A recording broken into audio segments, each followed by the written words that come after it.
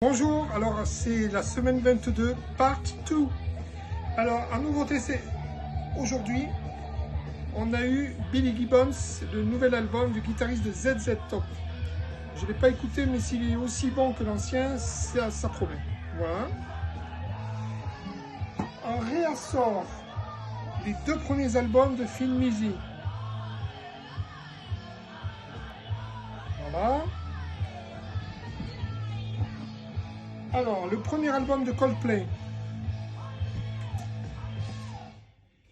Alors, un disque... alors, c'est du dancehall. En fait, c'est Nas et le fils de Bob Marley, qui s'appelle Damian Marley.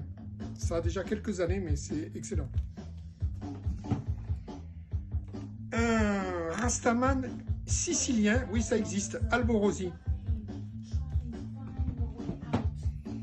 Alors, ensuite, du Roots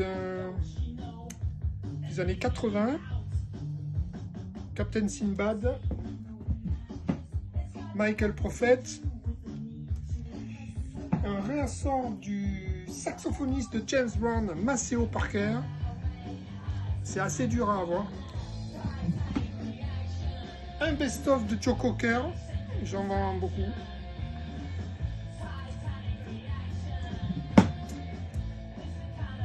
Alors ça, c'est un groupe de métal américain progressif. Ils sont originaires de la région de Seattle, Queensrÿche.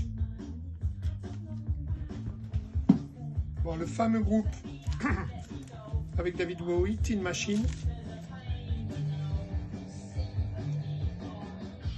Un triple vinyle live de Peter Gabriel, live à Milan.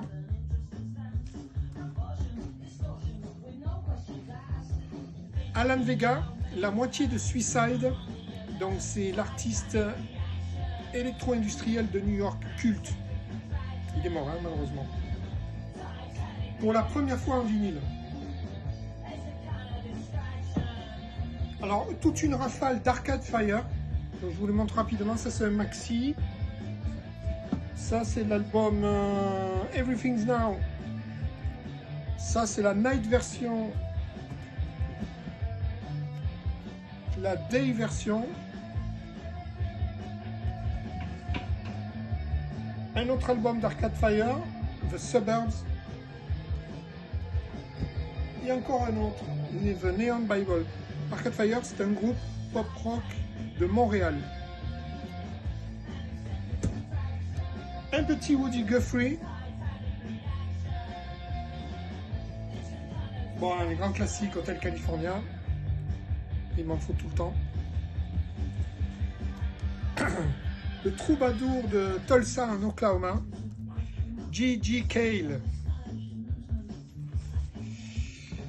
Un best-of de Van Morrison. L'album de 1968 de Jefferson Airplane. Les Parisiens de Bébé Brune. C'est presque fini. Un album de Bob Dylan de 2012.